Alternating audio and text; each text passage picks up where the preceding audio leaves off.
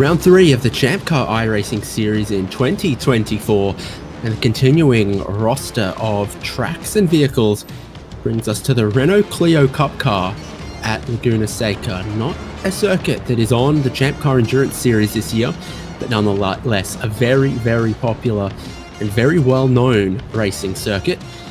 Now, drivers are competing for some great prizes that could get them on track in the ChampCar Endurance Series, as well as just enjoying the great racing, the camaraderie, and the connections that you can make on iRacing with all of these laser-scanned and representative tracks. It's some of the best sim racing you can do, and it's prepared many, many drivers for the real-world racing they've gone on to do. We're bringing you live coverage of it here from HJBC. David Haynes with Devin Peters and Michael Derby as our production. It's qualifying underway right now before a 60-minute race. This is a new car for 2024, Devin.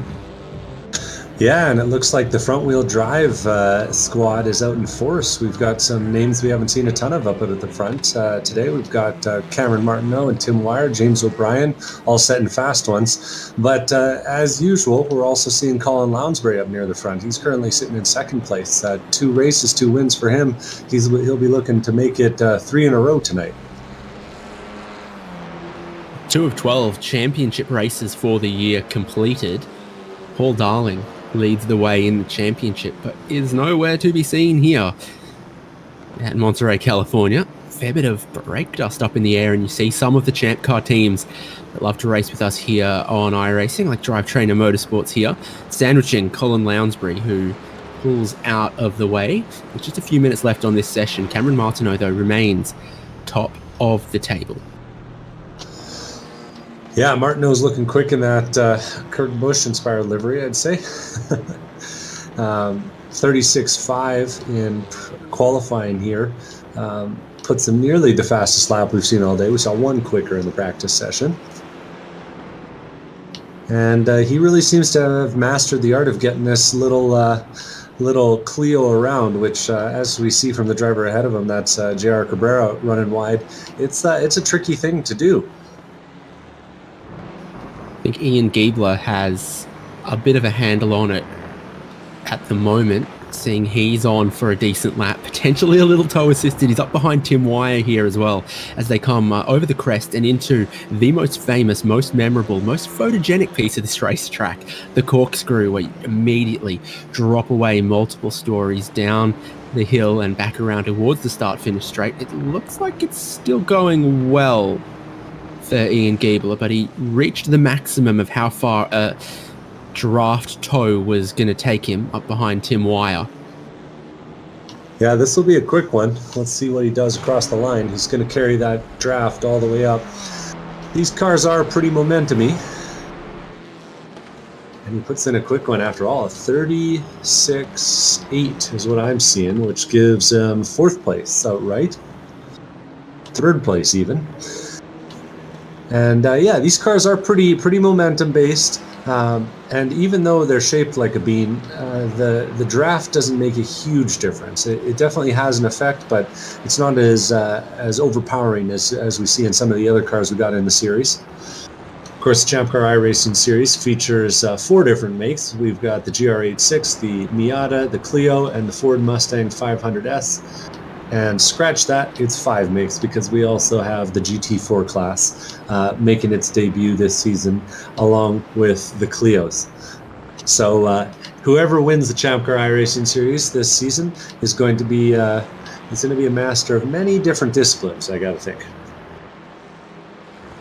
And there's more ways than just outright winning the championship with the most points to get great prizes and be closer to getting on track in the ChampCar Endurance Series, including some prizes, money that's going to be given to winners in the endurance rounds of the championship. Forum.champcar.org's got all the information about the schedule, but also from the spring, the summer, and the fall races of this season, there will be a driver from each drawn who will get a nice little prize, get them closer to being on track in the coming year with ChampCar Endurance Series.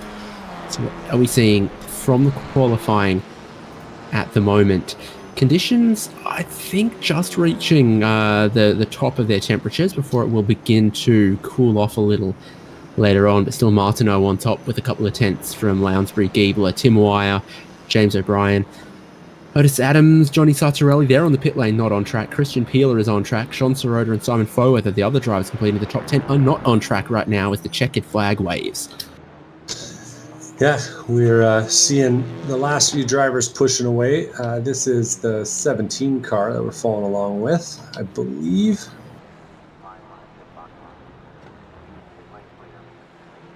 Seven car, my apologies. That's Christian Peeler. He's blending in some quick laps, joining the series for his first race tonight. And we'll see if he's able to top that 37.2 that he's got in. Colin Lounsbury just topped Cameron Martineau for the pole by 100th of a second. Lounsbury was the car just ahead on the road, and he's taken the pole away. Ooh, nicely done. There we go. How about a little bit of late excitement? Will Nonamaker there in 20th. There is 32 drivers with qualifying times. Here's all your Drive Trainer Motorsports in red, in yellow, in white, taking the checkered flag. And Barney, I tell you what, no way is he going to be on the advisory board of the Saudi Arabian Motorsport Federation, because he actually knows how to wave a flag. I'm still bitter from like a week ago, man. I could tell. Diehard pinhead. Here's Martineau's last attempt to try to wrestle pole position back.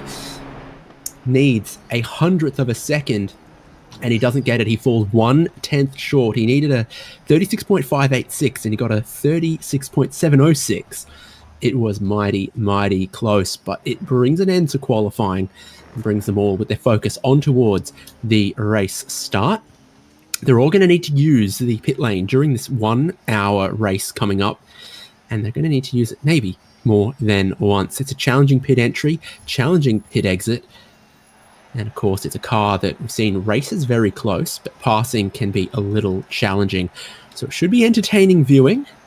And thank you so much for joining us. If you've got a particular friend, teammate, arch rival, racing buddy you want to keep up with, hjbc.live has live timing right now. You can keep across all of the strategy, all of the driver positions from all 30 plus drivers in the field tonight. As they begin to grid up now, we should be able to bring you the starting order for round 3, which is Colin Lounsbury on the pole from Cameron Martineau. Look at the difference there, 100th of a second. Then there's Ian Giebler and Tim Wire, who are working together in qualifying, and they're 3rd and 4th. On the second row, got James O'Brien and Otis Adams Jr. on the next row. Johnny Sartorelli and Christian Peeler behind that. And then John Sirota and Miles Brown are 9th and 10th. Simon Fower got shuffled back to 11th, ahead of Andrew Kosick, Alex Albert, Kyle Robertson, Bowie Sewin, Brian Tidd, Logan Senhauser, Mark Kruger, John Nicholford, and Will Nonamaker. And then still qualifying times for the rest of the field after that. Davis Trask, Orlando Harrell, Steve Hermitz, Brandon West, Scott Grinnell, Andrew Gaeta, Aaron Reed, David Palermo, JR Cabrera, Alan Wells in 30th. I think there was 2 other drivers with qualifying times. There was Stephen Schaefer and Bill Salen. Nick Fogelman and Tim Trahan without one. Great big old turnout for the Sprint Series, and we've been fortunate to have them so far this season. Lots of drivers interested in the prize, the grand prize of $2,000, and even the $250 prize that you get entered into just for showing up for the first 4 rounds consecutively, second 4 rounds, third 4 rounds, all of those. And as we sit on the pit lane, you can hear both the surprisingly throaty rumble of these Clios at idle, and also the whistle of the blow-off valves on these turboed 4-cylinder motors. I believe there are 4 cylinders in these things, right? There is a 3-cylinder version, though. This is the 1.3 litre, and the 3 cylinders are 1 litre. Not only did the Clio not make it to the American market, you can all rest safely knowing that their 3-cylinder engine didn't make it to the American market either. Phew. if you want to buy a 3-cylinder hatchback, I think you can still get a Mitsubishi Mirage. I'm sure some of those will find their way onto a racetrack somewhere eventually.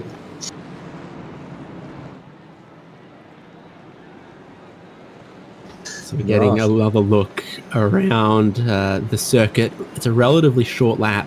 1 hour will get us plenty of laps completed. 4:22 or so in the afternoon, so shadow's getting longer, potentially getting a little cloudier as we go as well.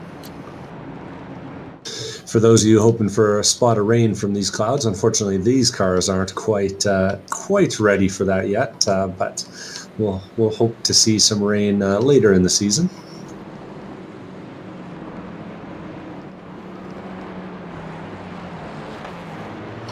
And it really is an intimidating sight when you see this many cars coming up the hill.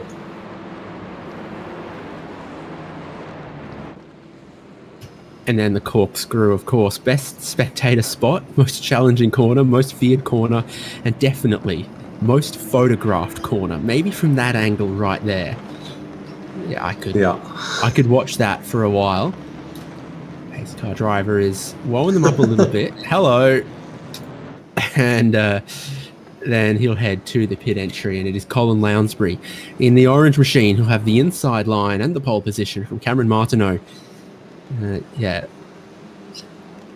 His best tribute to coated crunchy chocolate candy on the outside of the front row. Some great long-running competitors and title rivals in the pack behind. I think we're going here. Colin Lounsbury's leaving nothing a chance through that sharp final corner.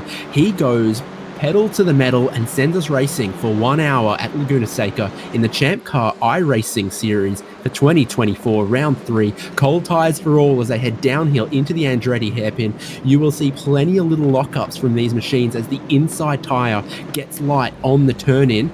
That is not bad at all so far up front. Yeah, a little lockup in the back from Brian Teed as he went out wide on the exit of turn number 1. Brandon West found himself deep out in the dirt, as well as Mark Kruger, who loses the first body panel of the race as he gets offline, but battles continue on throughout the field. So pretty even off the front row here. Not too many big changes except for Miles Brown taking a couple. One of the best qualified cars from Drivetrainer Motorsports. So there he is with the yellow stripe, and he's gained 2 spots so far, and now ranging up on the back of Otis Adams and Johnny Sartorelli. This is one of the deceptively challenging corners of this circuit here, is that left-hander. It's so sharp, you've got to flow so much speed, but the apex is blind and that big red sausage curb until you're all over the top of it, and then it leads you up the hill here towards the braking zone, also blind over the crest and down into the corkscrew at racing speed for the first time. Alex Albert's busy trying to make it too wide with the likes of Otis Adams on the outside and Christian Peeler up the inside. They're still too wide coming down onto the back corners here. Oof, and it was tight through there, through turn number 10. Not quite a hairpin, but it feels like a hairpin. It's a very sharp corner here, the final corner. And a couple of moves are going on. Great opening lap from Colin Lounsbury, and no change at all in the top 5, but it's all shuffle behind that. Miles Brown's up 3, Simon Foweather's up 3, Mark Kruger had some dramas or didn't start. Yeah, he hit the wall in the first lap, lost a little bit, and towed it in. And of course, we're seeing that classic front-wheel drive smoke. These things so stiff throughout in the chassis, in the setup, that really easy to lift that inside tire as you're going into the corner. So just getting some of that. We're watching a battle here between Davis Trask. It looks like he's got Kyle Robertson and Andrew Cossack. Kyle Robertson looking up the inside of Andrew Cossack. Actually, he makes a clean move through 7. Or 5 rather, as they go up the hill towards 6. And it's going to be a push for Cossack up the inside, and it's really critical to hold the inside here. It's hard to do it too wide. They managed to make it, but it costs them all a lot of time. And Kyle Robertson slams the door shut on Davis Trask.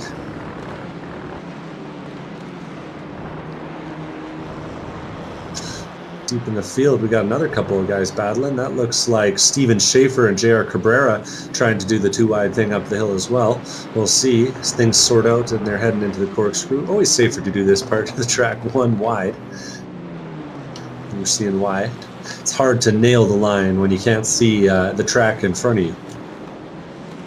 Oh, someone's been well off there. Andy Kosick gets past them. So this is all behind... Kyle Robertson, Davis Trask. So looks to be Otis Adams who's been off. Yeah, Robertson, he's leading them through the back part of the lap here, and he runs a little bit wide on the exit. And we just get a glimpse in the background of the shot there of the yellow car that was awful. And I think you're right, that was Otis Adams.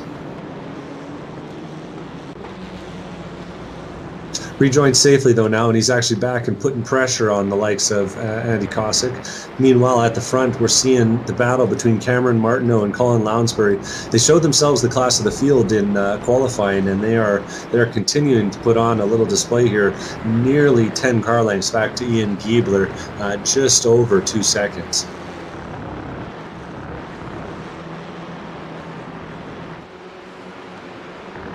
So just a little bit of field spread, but other than that, quite close, particularly up front. Some of these other little battles here.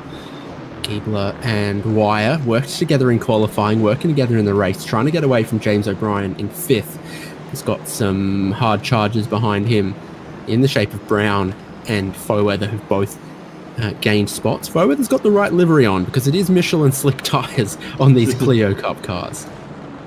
Came prepared, move up the inside, and we're just spotting it here. Yeah, that's Johnny Sartorelli on the outside, holding off Miles Brown, who's continuing his aggressive streak here.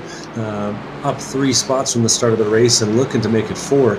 We'll see if he's able to put some pressure on turn number 1 on Johnny Sartorelli here. Sartorelli leaves the braking reel late, gets it locked up a little bit, but manages to hold the line and hold the spot.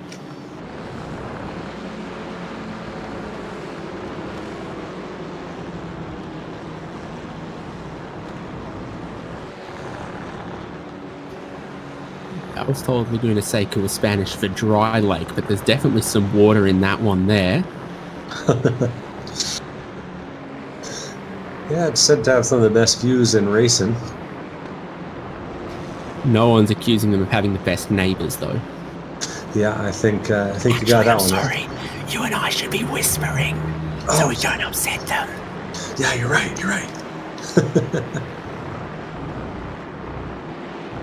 If only there were like other desert hills with golf courses, other places in the US you could live that aren't like next to here.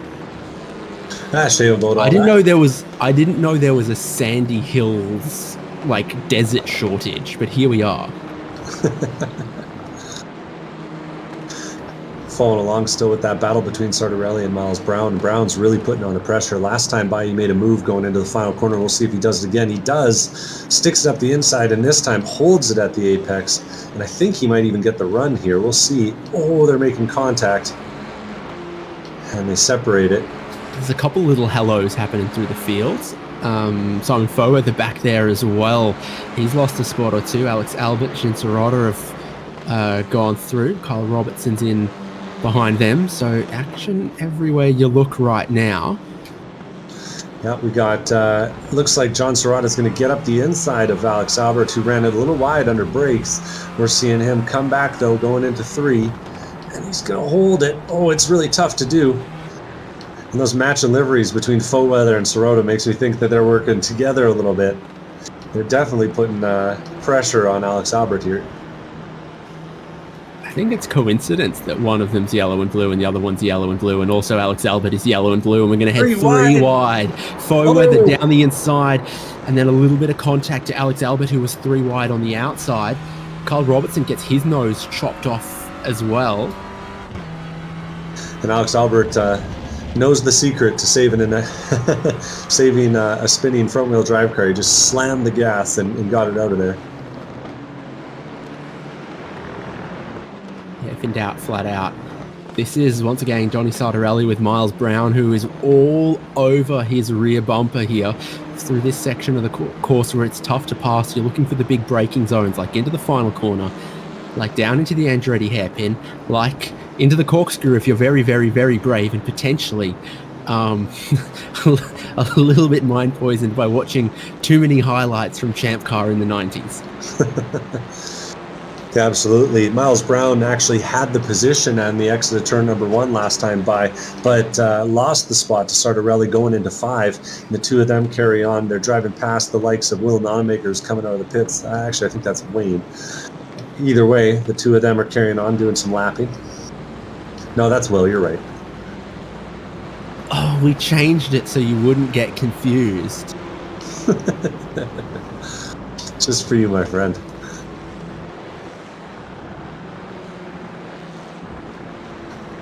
Lots of battles continuing, but out at the front, it's still Colin Lounsbury and Cameron Martineau that are increasing their gap every single lap. It's now up to 3.5 seconds back to Ian Giebler in 3rd and Tim Wire in 4th. And luckily for us, these two seem to have a little bit of something for each other. It's a long race today, you know, another 50 laps to go, or 50 minutes to go rather, and we'll see if maybe the fuel consumption becomes a question as we get deeper into this stint.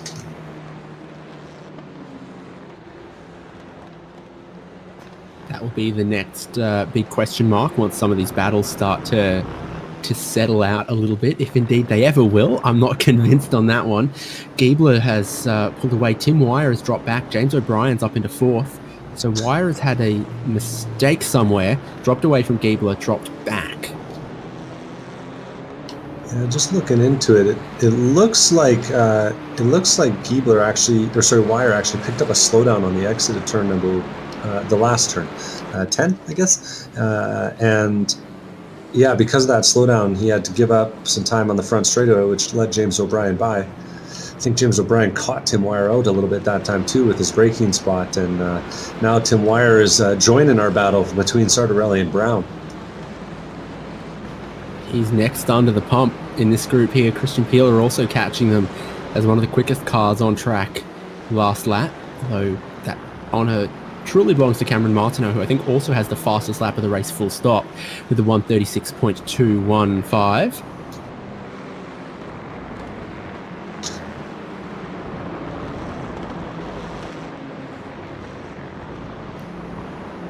And so it heats up a little bit around here. Sartorelli previously absorbing an incredible amount of pressure from Miles Brown. He's now looking at Tim Wire, who's got the Salins logo on the nose and on the sides, but not on the back. And Mark Kruger was just off. Kruger just had a little miss in the braking zone there. He's found his way back to the pits again. I think he's done for the day. That car wasn't handling so good for him. And our battle between Sartorelli and Brown carries on, but Tim Wire looks like he's got the pace to get away from the two of them. Easy enough when you got a little bit in hand.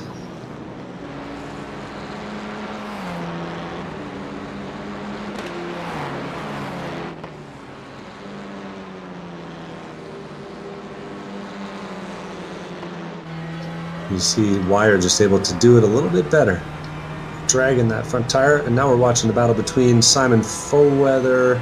That looks like we're riding on board with Otis Adams, actually. Yeah, for a moment, he was the only driver without a personal best lap time because he had been off track on every single one of them.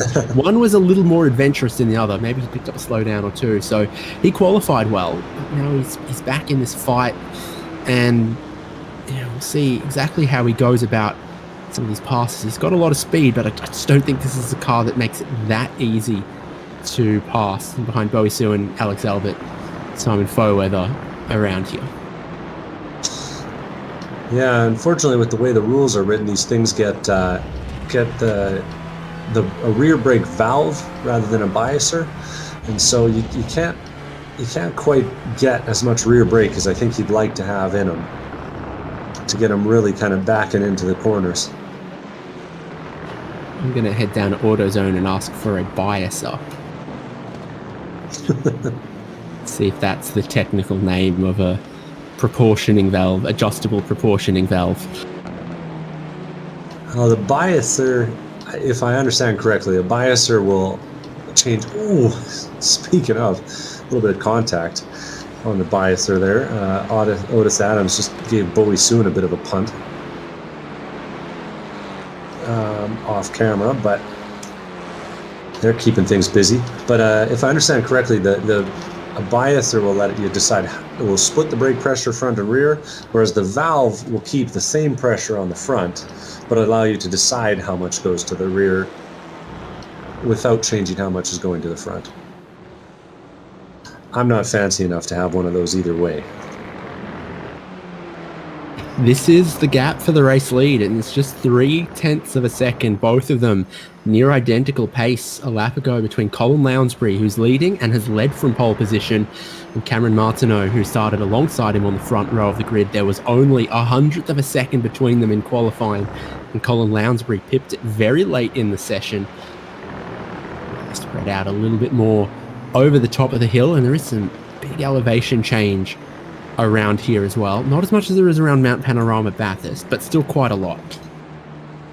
Mm-hmm.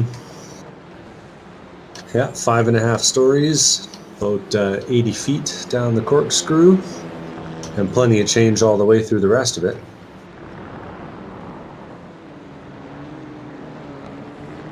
Ooh, and using all the exit there is Colin Lounsbury, and I think he might pay for that one.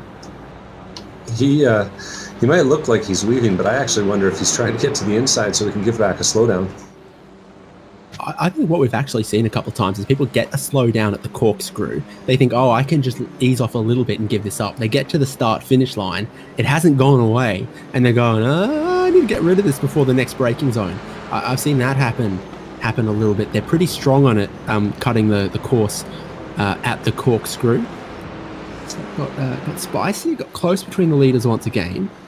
The pace has dropped a couple of tenths away from fastest lap of the race stuff, and they're moving now 4 seconds ahead of Ian Giebler back there in third.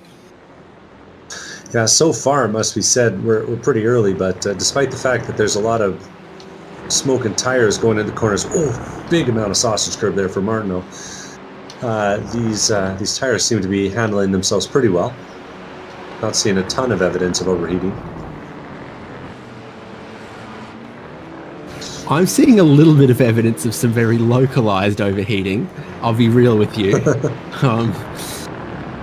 Nice thing about iRacing is they don't model the flat spots very well yet, so or at all, I think. So you can get away with stuff like that. Get away in inverted commas, because it does put a lot of heat into the tires. Mm-hmm. That's the lead gap once again. Getting a little interesting. Yeah, Martineau had a little look. I think it was an inadvertent look under brakes. He just carried a bit more speed through the apex and then kind of punted Lounsbury.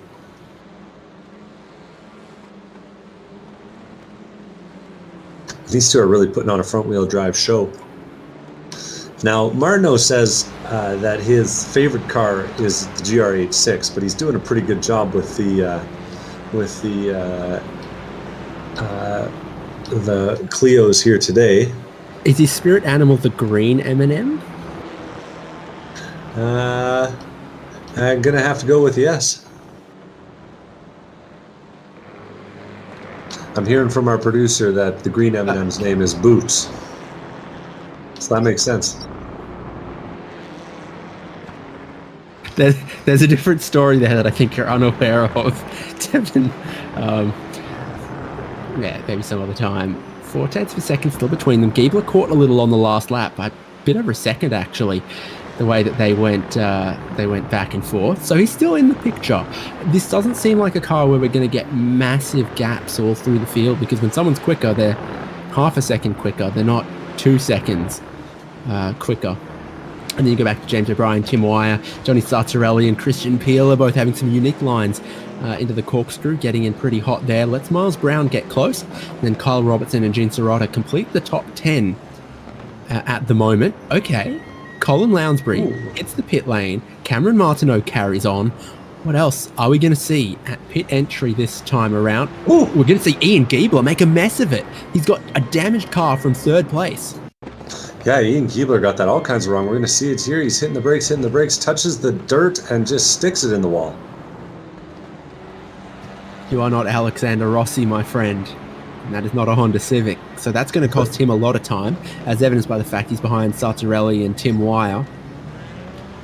That hurts. Now, luckily for him, we've got a fast repair in this series, so he's going to get a fresh car and drive away. But, yeah, definitely not how you're supposed to do that pit entry. So I'm seeing a lot of front tires, to be real with you. Sartorelli's better at dropping the clutch, and he's going to beat out Wire and Giebler to the challenging pit exit road. Now, we've just seen pit entry be a challenge, but it's one lane wide, dirt either side, with potentially cold tires heading down here as well out of the pit lane. Also seeing Simon Foweather go through. So about a 50-50 split, half the field in, half the field not. Alex Albert went through, but James O'Brien, Christian Peeler, Miles Brown, Carl Roberts, and Gene Serrata, they all stayed out for another lap, just like Cameron Martineau, who leads this race for the first time now. Yeah, and Martineau able to make that extra lap work. Wonder how much fuel he was saving while he was staying behind. He'll take the pit lane this time. Let's see if he does a better job of it than Giebler. Real careful to stay off the dirt on the inside, and well executed, I'd say. And we're also going to see James O'Brien hitting the lane. He was running, I believe, 5th or 6th place, depending on how it all shook out, as he comes into the pit lane this time. Quieter pit lane for these guys. Right behind him, Christian Peeler, and another drive trainer car. That's Miles Brown coming in. I think we're getting just about everyone else now. Short-ish pit lane. It's 35 miles an hour from that yellow cone to the green cone as you then run alongside the racetrack on the pit exit lane. Where Cameron Martineau is there, getting up to speed, heading uphill. And then across the line. So Martineau will have the advantage of the inside line on the pit lane, but he might have some traffic to contend with on the exit. We'll see. Lounsbury's locking it up, sliding through the first turn. And he'll lose out. That's Martineau taking the lead. Martineau's in-lap might have been something to behold. Also, I think his lane time was somehow slightly shorter.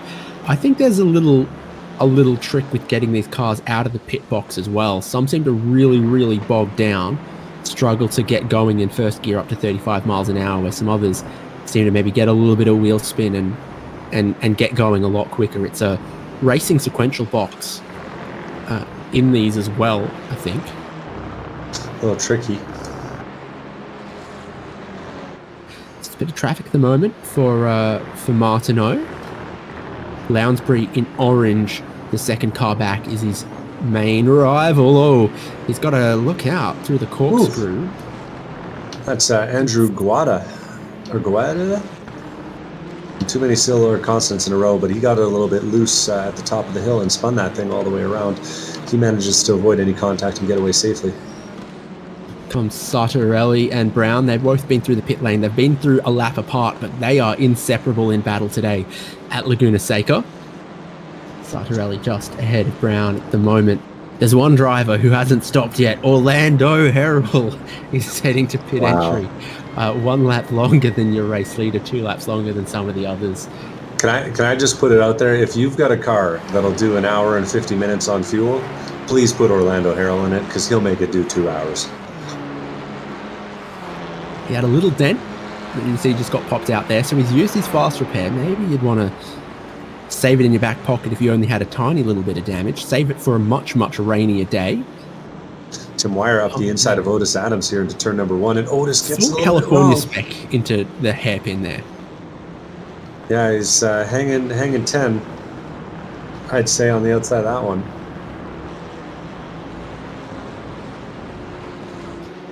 So allegedly California knows how to party. No verification on that, but I've heard it rumoured. This is Lounsbury in second place, getting within 1 second of the race leader, Cameron Martineau, keeping the fight alive after Martineau's prowess with saving fuel, going a lap longer, quick in-lap, quick pit stop. And now a race Ooh. leader, but again by a slim margin. He's by a slim margin cut the corkscrew, and he's no longer race leader. It's Colin Lounsbury back out front. Oh, that's heartbreak if you're Martineau. I saw him run a little bit wide, and it was all 4 tires off, and that's what it takes to get a penalty here. And so what was a 2-second lead last time by is now 1 second in the opposite direction this time by.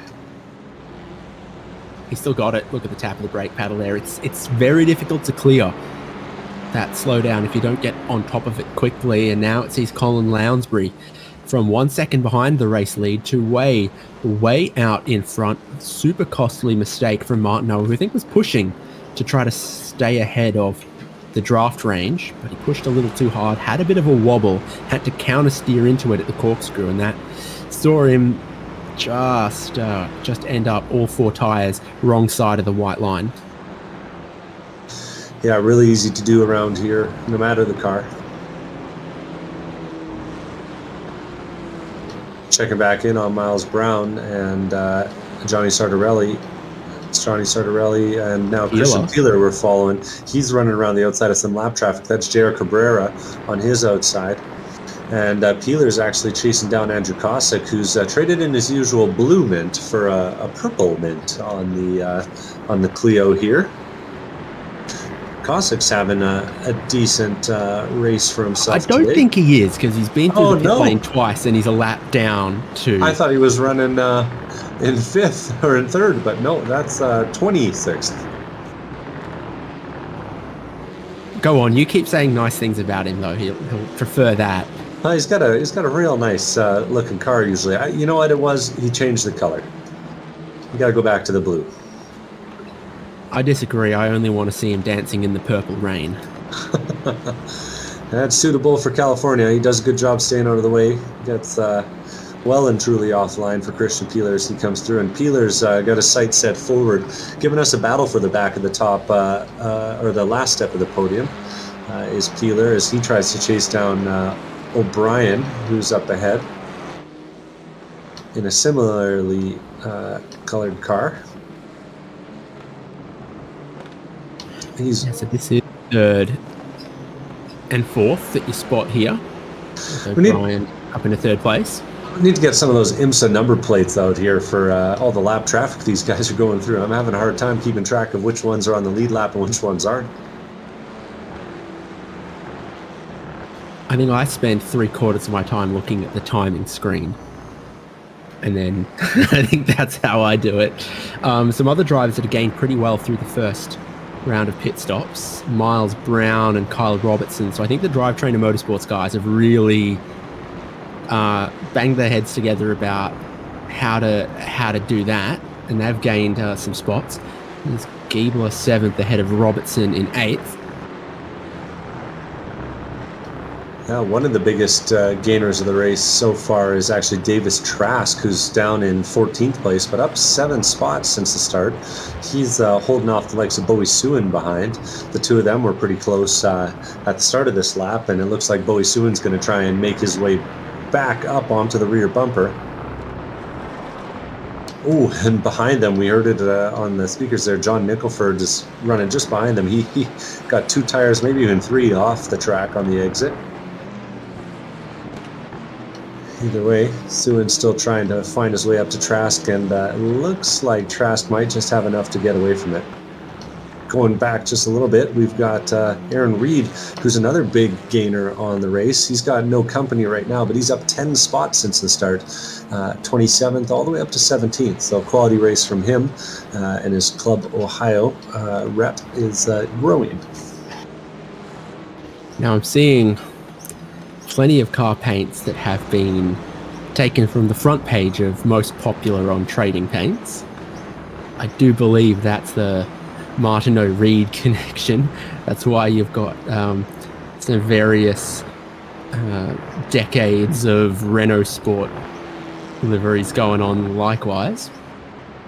You got to get a little deeper into the archives if you want to be original on Trading Paints. Yeah.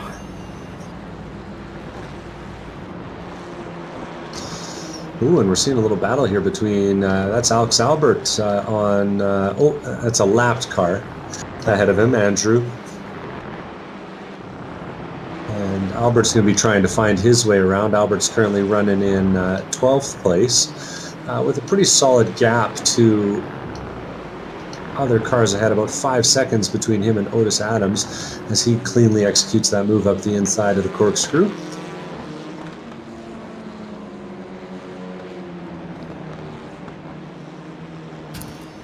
Yeah, you can see his next spot for position. It's pretty hectic around here with Pila, Sartorelli, Miles Brown, one-lapped car in between. Brown once again all over Sartorelli. Christian Pila got one car ahead.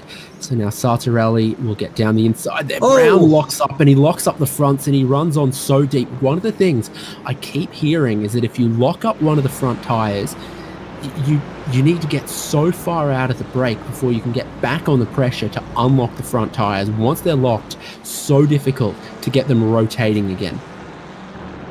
Yeah, Ian Giebler's going to clear through that as well, getting a spot away from from Kyle Robertson in the midst of that melee as a result of Will Nonamaker rejoining.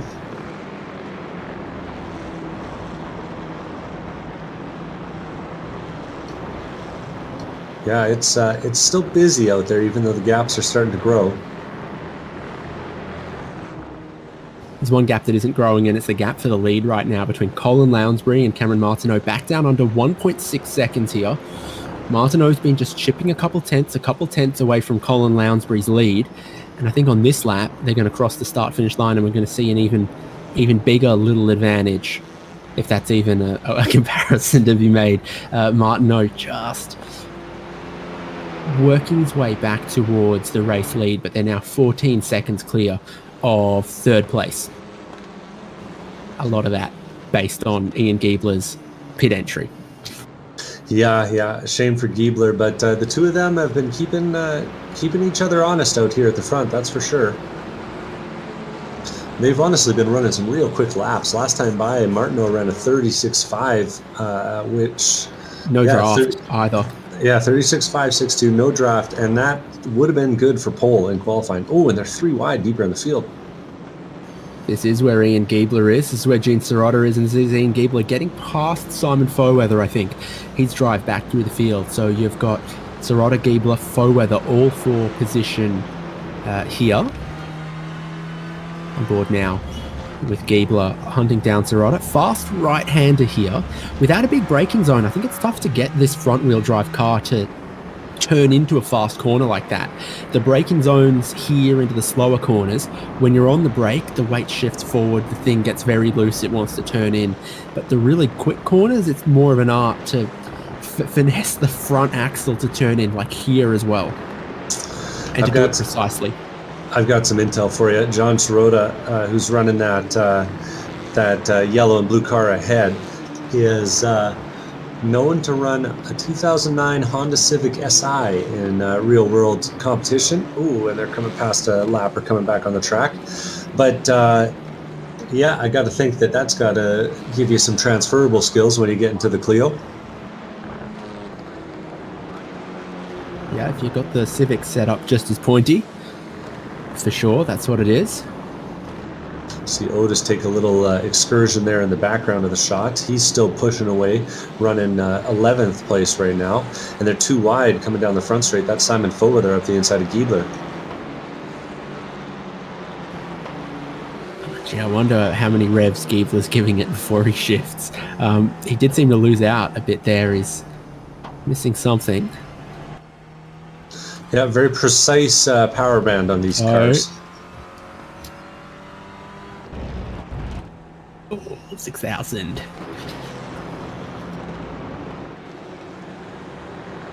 Auto. Oh yeah. Okay. You got to get it exactly right. If you're not careful, you'll lose some tenths on the straight line. The power peaks at about 5,400 RPM, so a lot of drivers shifting shorter than that, avoiding the red lights in the dash. The green ones are okay. The orange ones are good. The red is you're not getting any extra power. You're just choking it a little bit. So for Giebler, I think that's going to make passing tough, even if his technique and his corner speed's been very strong. Hey, you gotta know your way around your whole vehicle. That's part of winning the series here. Tim Wire and Alex Albert are getting close together. Wire gets a little bit loose up at the top of the hill. A little more than a little bit, but I think Cameron Martineau's got some problems. 5 seconds away from the race lead now. I think he's picked up another slowdown penalty on this lap just gone, or the one before. You know, he disappeared for a moment off my screen as he was going through the corkscrew, and I think it might have happened while he was there. You'll see him come up the hill here and then just disappear. And that will potentially negatively impact you, depending on what happened while you went to the shadow row. And then he came back 5 seconds behind the race lead. So I wouldn't be surprised if it was a distraction and then maybe he had a mistake at the corkscrew while we couldn't see him and he couldn't see us. And that has hurt Cameron Martineau's chances of charging back at Colin Lounsbury.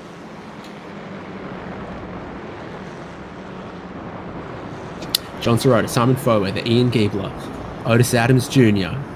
Rally crossing it again, blending in. He's got that desert camo. Yeah, Lounsbury, he's had a pretty decent run of finishes so far. We'll get back to that as we watch this battle here.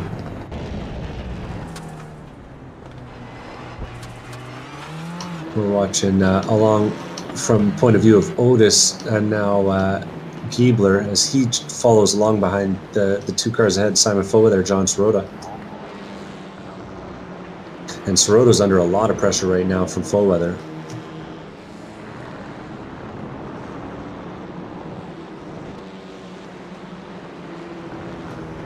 That's a bit too much curb there. Oh, Sending Alex Albert a little bit wide. He's now back in 12th here with Tim Wire in 13th.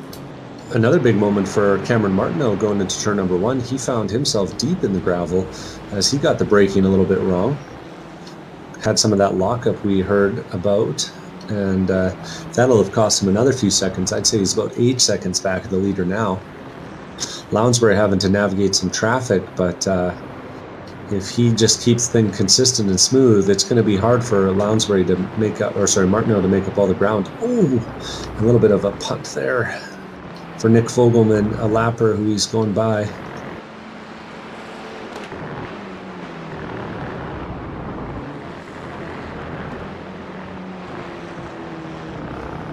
So O'Brien and Peeler.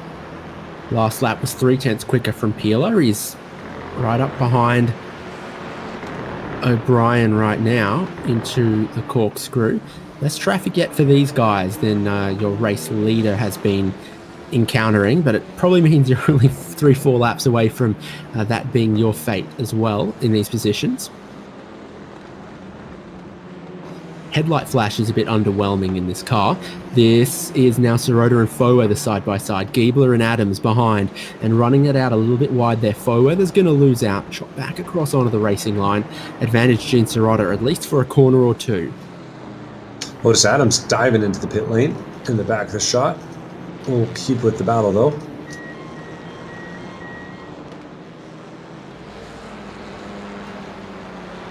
Yep, he's in for the second time, having completed 13 laps. Could theoretically be a scheduled stop. I'm not sure exactly how big the fuel tanks are on here. Big lockup from Sirota that time. I think he'll make it to the end from there. And now the next car ahead is actually for position. That's Miles Brown. After his sort of eventful second stint here, he's found himself far enough back that he's all four tires off and feeling the pressure from Sirota, I gotta think. Yep, here it comes. Sirota's in, and Fowa is going to try to follow this as well. Kind of a 3 wide up the hill. Fowa is thinking 2 for 1. And he's going to get it, but Miles Brown's trying to keep enough overlap here. Giebler sees that happening. He's off the road as well. Yeah, Giebler tried to save the car, and Soroda and Miles Brown did a pretty good job of keeping the things pointed the right way after getting them backwards on the entry. Whew.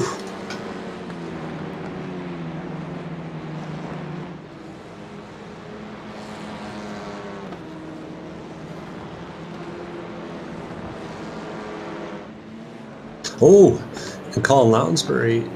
Oh no, he's just had the regular amount of lockup going into turn number 1. Just saw a big puff of smoke. Oh, and that's Albert. Oh, and Kruger, looks like. No, it looks like Wire, doesn't it? Oh yeah, it was Wire, you're right. That was Wire. Same livery. And that's going to have hurt Alex Albert. It took him a while to get the thing pointed the right way. He'll probably have to hit the pits this time. Tim Wire has, and he's getting some repairs done.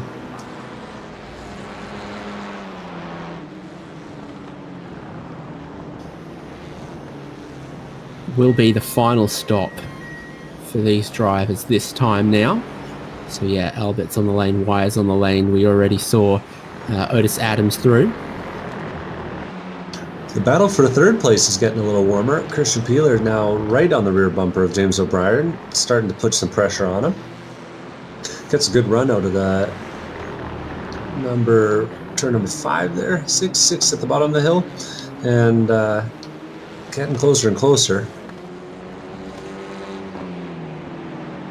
Judging by the pace over the last few laps, he might have something to say about it. Judging by the pace over the last few laps, Johnny Sartorelli's got something to say about these two. And he's got a pit entry to go for as well. They might be trying for the undercut. Be curious to see if anyone goes for a second set of fronts here. Schaefer is, but that's not a full indication of what everyone else is doing. Well, we'll see what Sartorelli does. He comes up, rolling through a few pit boxes into his, and goes up on the front jacks.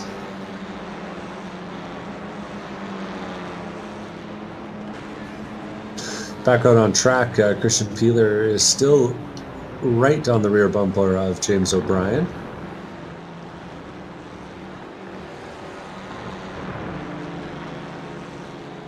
O'Brien gets a little bit wide.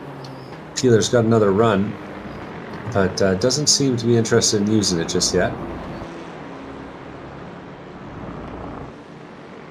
Up the hill maybe, though. He will. To the inside, and the inside's normally the winner here because you've got to hook that little bit of camber right up against the red curb. If you're out wide of that, you're costing yourself way too much speed, and Peeler goes to third at the moment. Also had Davis Trask through the lane, so I think there's a strategy still playing out there for Drivetrain and Motorsports and their guys. Yeah, Trask coming out of the pit lane now. And that distinctly blue, turquoise, and black, maybe, colors.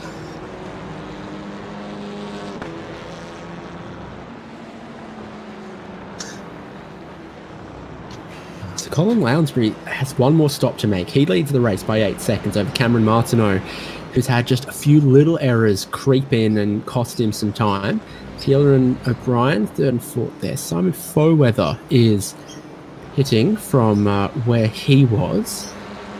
But your key drivers for victory remain Lounsbury, Martineau, and then Peeler. Yeah, Foweather was running an 8th before that stop.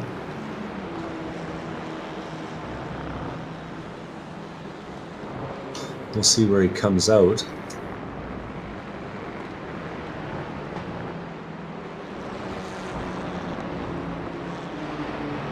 So now Peeler up into 3rd place. Simon Foweather out behind Adams by the look of things there, who's got a fair share of traffic. Some cars in front that haven't stopped yet but are on the same lap as him, like Bowie Suin. And Johnny Sartorelli also ahead, having been through the lane here. Yeah, so a little bit of variety in when drivers are deciding to take this last stop. We got about 17 minutes left in the race. Lounsbury taking his stop. Yes. Yeah, that's this is the best strategy, I'm sure, because it's the leader.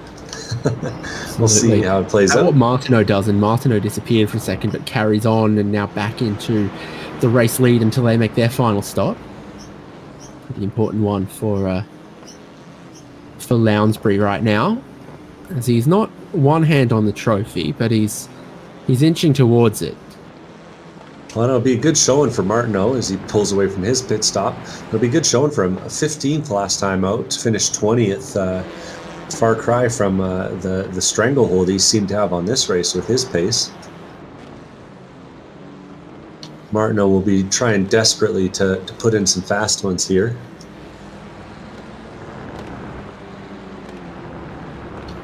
Lounsbury rejoins, and he's just behind Kyle Robertson on track, who's fourth as the cars run.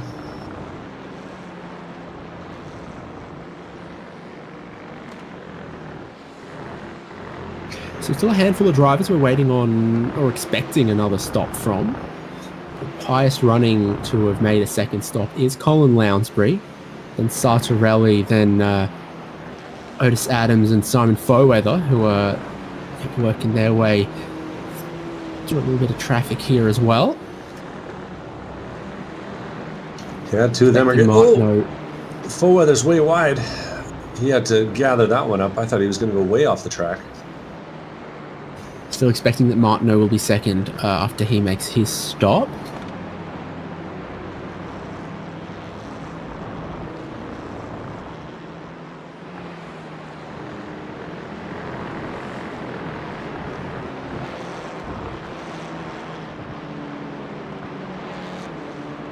Now homing in on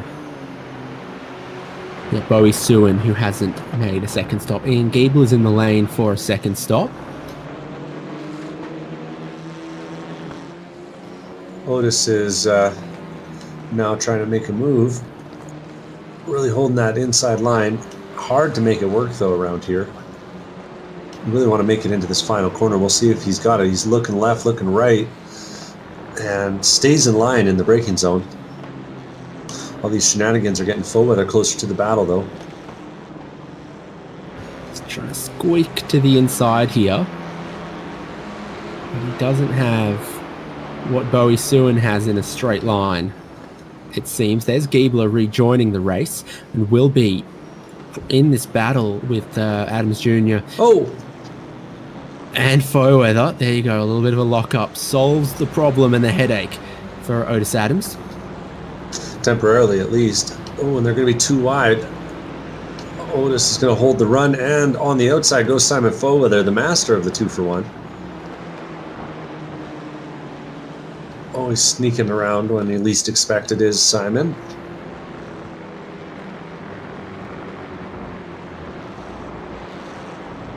And we're seeing that's Christian Peeler hitting the lane now, as well as Cameron Martineau, just ahead. And the two of them are shortly to be passed by Colin Lounsbury, who's got, looks like Kyle Robertson diving out of the way for him. Maybe not quite diving, but definitely taking the inside line.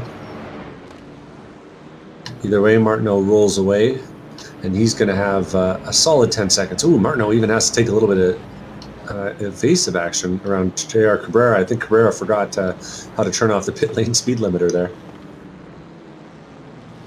Yeah, that's not ideal. It's a very long pit exit here, obviously over the hill around the inside of the hairpin.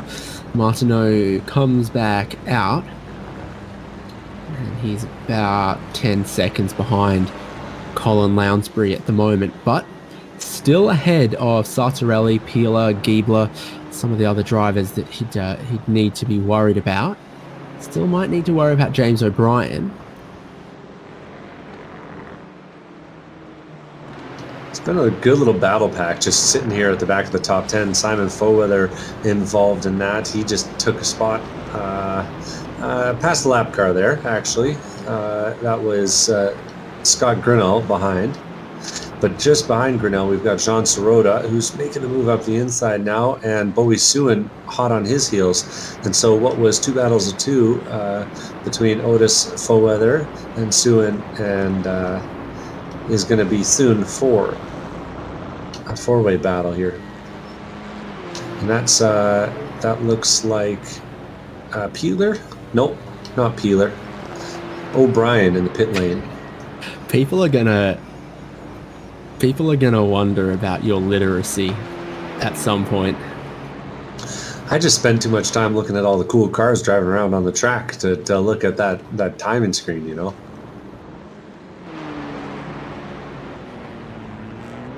Big smoke show there from Peeler, or Brian rather, as he drives away. I think it says it on the screen, man. Like, I think it says right next to him. There's Robertson coming out of the lane as well. I think there is something to that that burnout in first gear out of the pit box. Actually saves you some time, saves you from bogging down. Here's Bowie Suin and Scott Grinnell in as well here, leaving us with just Logan Senhauser and Orlando Harrell, who haven't stopped a second time. It means Colin Lounsbury leads 9.8 seconds from Cameron Martineau, and then 8 seconds from James O'Brien, who has come through the lane and ended up significantly ahead of the drivers he was battling, Johnny Sartorelli and Christian Peeler. Interesting there from O'Brien. Stop was shorter, about 3 seconds shorter than the other guys. I wonder if the other guy short-fueled on the first stop or if he just was able to save that much more. Either way, that call has got him a nice little gap. So as the stops shake out, I think our top 10 looks something like Lounsbury, Martineau, O'Brien, Sartorelli, Peeler, Robertson, Giebler, Foweather, Adams, and Sirota. How many Australians you got in there? One less than the number of Canadians, eh? I think there's 4 Club Canada drivers. Yeah, I was just talking in the top 10. Okay. Peeler's getting up on the rear bumper of Johnny Sartorelli now. We'll see if he can make that move stick up the inside. Not quite available, a little too far back, but it comes back in the second half of the corner. And in fact, Sartorelli pinches a bit, so Peeler has to take the whole sausage curb on the inside. How many Canadians have won the Bathurst 1000? Touche. Pretty much literally just Alan Moffat, I think. That's one more than I expected. He would have a few. Ian Giebler is getting busy on Simon Foweather. Foweather actually got by Giebler in turn number 1, and they were a little bit sideways doing it.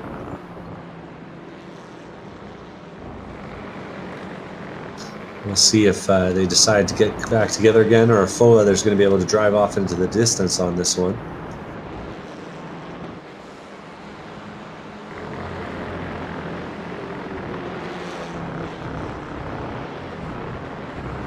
The big gainers inside of the top 10 are 8 positions gained for Kyle Robertson and 4 positions gained for Simon Foweather. So good races for them at the moment.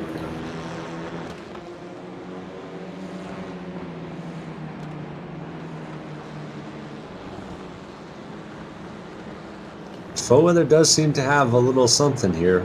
He's slowly growing that gap. It's now 3-4 car lengths back to Ian Giebler.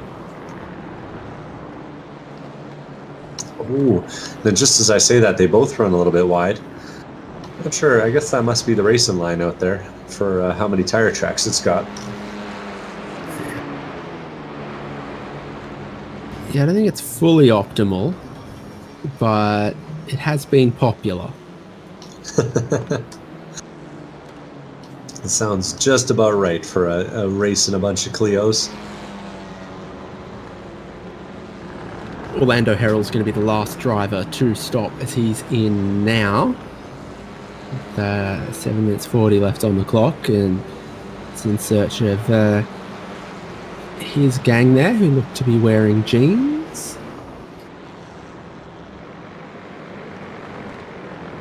Always good to give your pit crew a distinctive outfit, for making sure they stand out from the crowd. Yeah, I'm on pit crew watch. Boring, boring, boring. Moderately interesting. I think I saw some Ninja Turtles in there. There are some weird ones. There are some weird overalls out there. So Orlando Herald's back into the race. There's 7 minutes left. Everyone is racing to the end with Colin Lounsbury now leading by 13 seconds. This has not fallen apart for Martineau because he's still snug in second place, but his ability to challenge for the race win looked so strong in the first half of the race, and then just hit a couple of little obstacles that I'm sure he'll be frustrated by. Yeah, with about 6 minutes left to go, it looks like the biggest questions that remain are between Sartorelli and Peeler, and wow, the two of them are locking them up going into turn number one, as the two of them actually have James O'Brien just ahead too, so if they can keep themselves in line, they might have a shot at the back step of the podium. The other big question in the top 10 is right here. Ooh, it's getting tight between Foweather and Giebler, with Otis Adams looking for his chance to strike. Sartorelli has, that's Peeler up the inside. They're too wide through 5 off camera. And now they're back in a line as soon as the camera gets on them. We'll see which one gets a better run up the hill. Looks like Peeler's getting a little bit of that draft, but it's hard to make a move work here at the corkscrew. They'll have the cleaner entry though, the wider one. Such a fun flowing part of the track here as you go through 9 and 10. And Peeler's going to get the overlap, get enough through 10. He's going to carry the wide line. So much camber here, you can really carry some speed, and Peeler's got the inside, and he's got it all to himself. And I think if he does this right, yeah, he'll hold that spot easily from Sartorelli, who's trying the over-under now. So why'd you say that? Now it's going to be cross back side by side, crossing the start-finish line with 5 minutes left to go. Sartorelli needs all the speed he can get, but he's got the inside line absolutely where I would want to be. Middle of the road for a double apex left-hander. Is it done? I think it's done. I think he's got it. I think he's held on to that spot and gotten it back. Tough go there. It's yeah, definitely not a sure thing though. And James O'Brien, meanwhile, is really glad to see those two battling in his rearview mirror. He manages to take about a half second out of the guys behind, nearly a second, depending on how you look at it.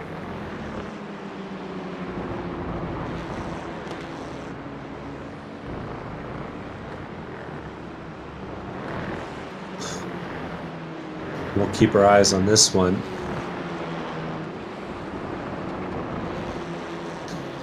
Before jumping to back a little bit, we've got Foweather is getting a couple of car lengths further ahead of this, and it looks like Otis Adams is hitting his stride a little bit in behind Ian Giebler.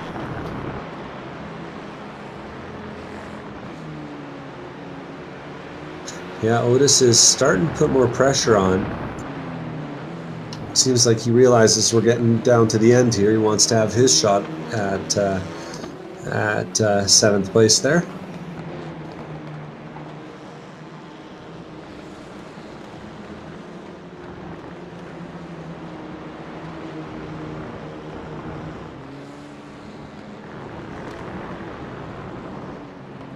Giebler definitely looks under pressure. Sartorelli's under pressure from Peeler at the moment, heading down towards the hairpin. Peeler thinks about it. Peeler shows the nose, and he'll shoot down the inside here on Sartorelli. Oh, and they're close. Oh, they're so close. Sartorelli will not give up on this. He's proving to be very, very difficult to pass. Now trying to go around the outside. That doesn't work. Sartorelli holds on, and Christian Peeler's many, many brave attempts have met with return serve on numerous occasions. Ian Giebler has lost out to Otis Adams. Otis got the job done on the exit of the final turn, passed him down the straightaway, and has overtaken him pretty definitively as they come through 4 out towards 5 here.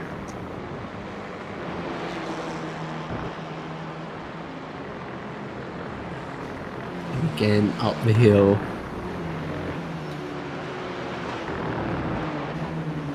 Got to be thinking 2 to go. Pila's had so many just interesting little ways to try to pass here. Like, oh, who would have thought around the outside of the penultimate corner it looked really good, and then it didn't stick. And then, oh, okay, that's a good dive to the inside of the Andretti hairpin, and then it couldn't stick. And there's not 30 corners around here. There's not 150 corners. It's not the Nordschleifer. He's running out of places to spring a surprise, because everywhere you can pass, he's tried, and everywhere you can't pass, he's also tried and nearly worked. But nearly is the definitive word there. Yeah, it's tough sledding. It's hard to get by out here at Laguna Seca, and with the 2 of them entering the second to last lap here, it's got to be top of mind. He's trying to find a spot. You'll be surprised to know I don't hear many Australians very often say tough sledding. Not sledding out on the sand dunes that you presumably have? No, but what do Australians say that's not in the Canadian vocab? Just about anything, I'd imagine. Ian Giebler's putting some pressure on Otis Adams. Otis is running wide on the exit of 5, and it's going to be too wide going into 5. On the exit of 4 was Otis Adams out in the dirt. And Giebler does the over-under. He's going to have the inside line, it looks like, just about as they go up towards 6. You really want that inside line. Will Giebler get the space? He does. There's a little bit of contact on the exit. The 2 of them keep it going, though. Giebler, he's got more momentum coming up the hill on the inside of Otis Adams. Will they keep it too wide? Otis has the inside on the entry and takes it away. And that little kink to the right before the left at the top of the hill was critical, because it gave Otis the room he needed to close the door. Colin Lounsbury has started the final lap of the race. He leads 13 seconds at the moment over Cameron Martineau. James O'Brien has managed to break away nicely into this 3rd place here, leaving Sartorelli and Pila to battle behind. And boy, oh boy, are they battling. Sartorelli with a pretty significant lock-up. Pila not as close as he once was. A little bit of traffic here for Sartorelli. He will have also seen the white flag and know that he's beginning the final lap of the race.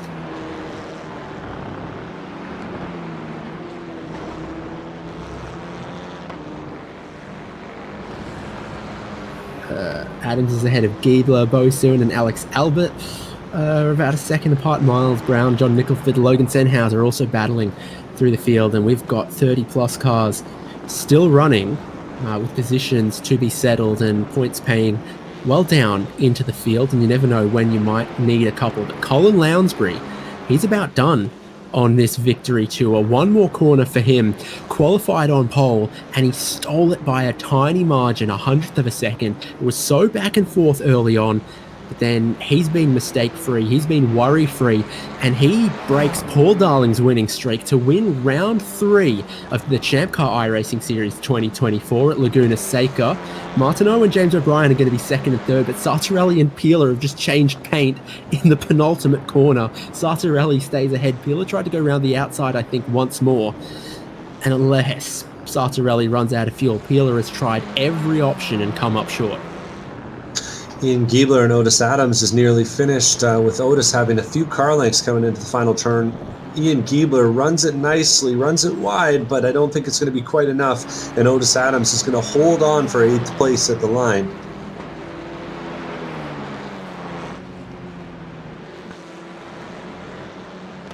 Next battle on track, I think they're all but finished. We're watching John Sirota cross the line, Tim Wires getting there into the final corner.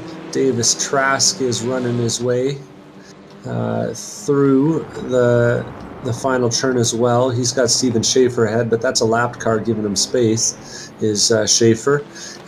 Bowie Suin's coming down. He and Alex Albert were close at one point, but Bowie managed to break away in the final laps here, and he'll take 14th spot. And Alex Albert will come around one of the final ones on the lap. John Nicholford behind has narrowly gotten ahead of been passed by Miles Brown. Logan Senhauser is or one of the last there as well. Aaron Reed might, in fact, be the last driver on the lead lap. Yes, sir.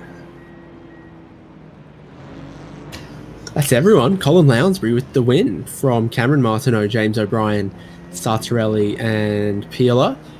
And Kyle Robertson, Simon Foweather, Otis Adams Jr., Ian Giebler, and Gene Sirota. And Tim Wire, Davis Trask, Bowie Sue, and Alex Albert, Miles Brown, John Nicholford, Logan Sennhauser, Aaron Reed's last car on the lead lap, Orlando Herald just off the lead lap. And then Steve Hermit's completing the top 20.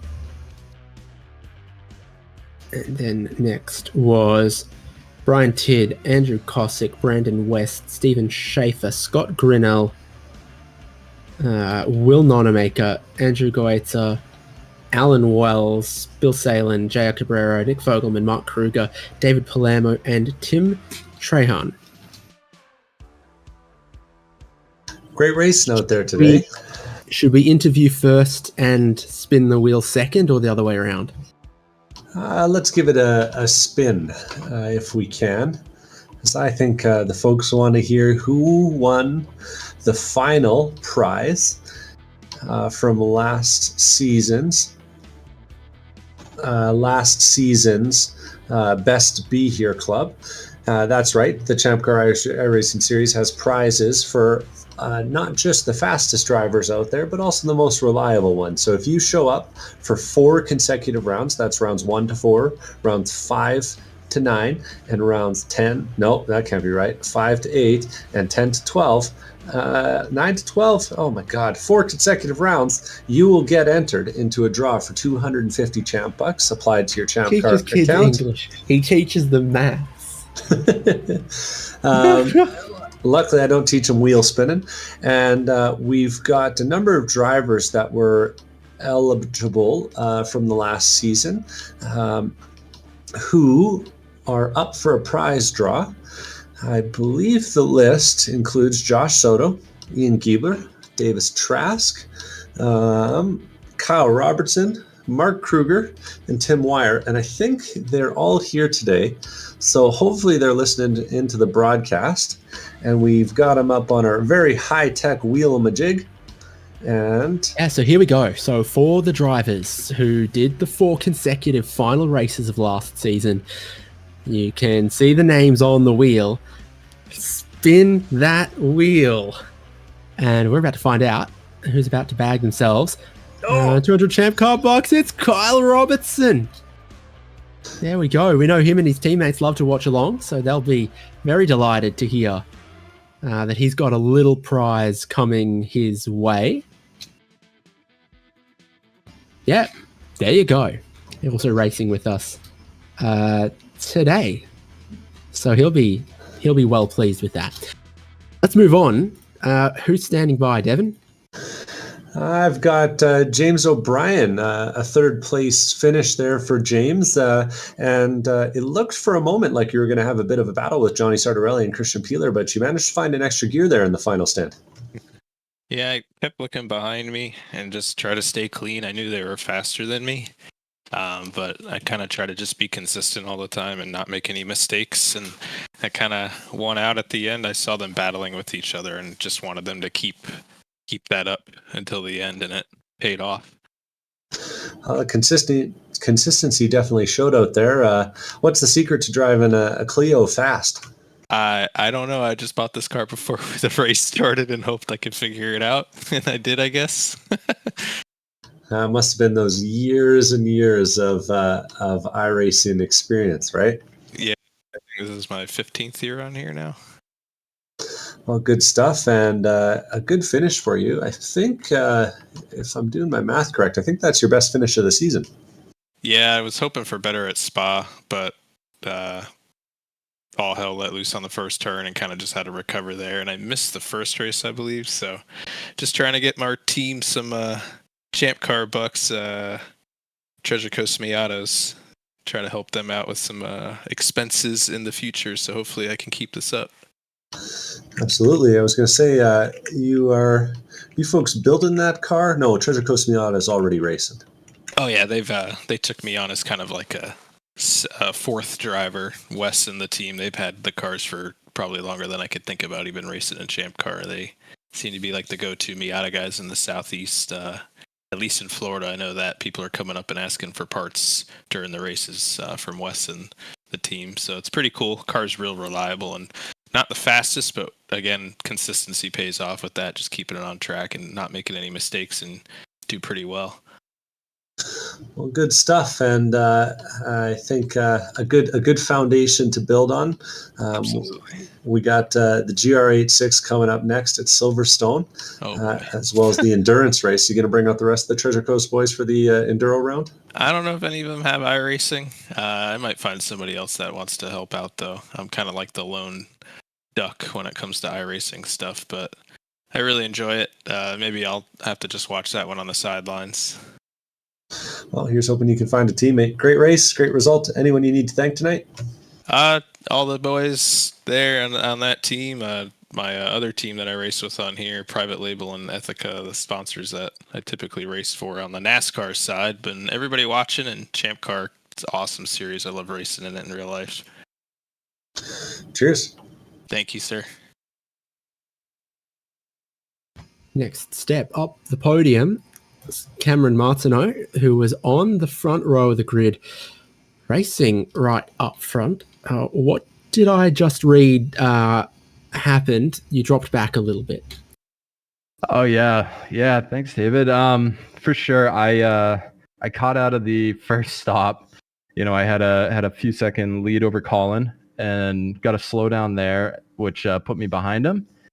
And I'd say like a lap or two after that pass that Colin made on me, my game completely froze going over the corkscrew, and all of a sudden I had no sound. So I had to race the entire last half of the race with no sound whatsoever. So it was that was probably one of the hardest 30 minutes of my life. So I've had that happen once or twice. Yeah, that's not ideal. So yeah, you then just at that point, your mentality shifts to nurse at home for a good result, or what are you doing? Yeah, at that point it was just keep it on track, try to keep the mistakes down and bring it home. At that point, I was watching the gap between James and I, just seeing, how much time I had there and what my lap times were. At that point, I knew Colin was going to be gone because of how close we were in the first stint. So at that point, it was just managing the mistakes, because without sound, I drive so much on sim with the visual cues, but also the auditory cues are huge, listening to the tires. So without that, you're almost driving without a sense. So yeah, just mentality of bringing it home with a podium result. First time the Renault Clio has been used in the ChampCar iRacing series. Are you going to be signing up to get your Clio fan club membership card from here on out? I mean, this car is a hoot to wheel around here. I might dabble a bit here in some official races after this round. Maybe one day they'll give it some rain tires. We'll see what happens in the future. But it's been a large and competitive field so far this season, and you bag a good result here. Congrats, and some more racing coming up for the remainder of the year. Yeah, absolutely. Thanks. It's a lot of fun, and looking forward to the rest of the season. Go Cameron Martineau, finishing second place today. He had what it takes to challenge for the win, but obviously he had just a couple of little things not going his way in the end. Things did go the way of the race winner, Devin. Yeah, I've managed to push my way through the throngs of fans and the cheering love teammates and find myself in front of Colin Lounsbury. What's going on, guys? What a race. That was fun. I was reading in your bio halfway through the race, you said you don't have a most memorable race win yet. How's this one feeling? I think this one takes the cake for that. A far cry from 20th place in the last race. You're apparently a Clio ringer. Is that what I'm hearing?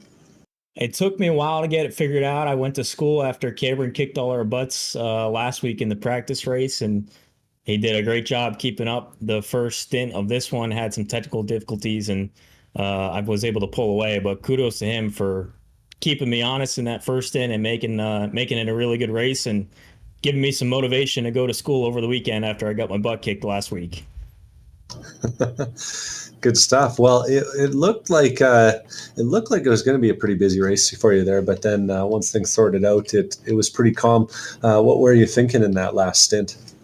Last stint was stay on track and don't get a cut through in the corkscrew. I didn't want to slow down penalty there, so it was kind of just back up the corners a little bit. I tried to save a little bit of fuel because I wasn't sure if I took enough, and it worked out for me and was able to take home the checkered flag. Well, with that result, I'm thinking that you will be appearing a little bit higher in the points. I got to get them to refresh yet. I haven't gotten it figured out just yet, but definitely going to put yourself closer in contention for the prize. And yeah, sure enough, I've got you in first place in the points over Paul Darling. I'll take that. It helps when the quick guys are in the field, but I'll take the small wins when I can get them, and hopefully I can stay there for a little bit while longer. Sounds good. Well, here's hoping you make a good run at the championship. It's good to see you love guys out here all the time. Anyone you need shout out and thank for tonight? I got a lot of family friends watching from home, a couple guys from work. Want to give Jimmy Jams, the YouTube channel, a shout out, and got some family here in town. So thanks everyone for tuning in. Hope it was a good show. Thank you guys for hosting as well. Cheers. Absolutely. Well, Devin, we're next racing in the ChampCar iRacing series. Just a couple of weeks' time for a team enduro at Daytona International Speedway in the Ford Mustang FR500S. Forum.champcar.org. Post will be up shortly. Get your teammates together. Get practicing the Mustang in Daytona. It's a really great combination of America's speedway and America's muscle for a team enduro that should be both challenging but thrilling. And it's not a season-long commitment. You get you and your buddy together, and you could, in the space of one race, win yourself a nice little prize that gets you closer to being on track with the ChampCar Endurance Series.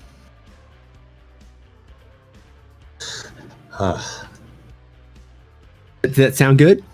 Did I hype it well? I love it. I'm excited to watch it. You know, the enduros, they always just add a little je ne sais quoi to the race, especially when it's a bunch of Mustangs roaring around Daytona. The best I've ever heard you pronounce anything French, and it really did add that just a little bit of I don't know what. Colin Lounsbury, he takes all of the chocolates from Laguna Seca in round 3 and takes the championship lead over Paul Darling, who had been insurmountable up until this point, and it sets a very interesting stage for the ChampCar iRacing Series season-long prize. But next time we head to Daytona for the team enduro, wrangle your teammates together, get out, win some prizes. We'll see you on Saturday, March 30 for that. Broadcasting live, again, forum.champcar.org. All of the info and details. We'll see you there.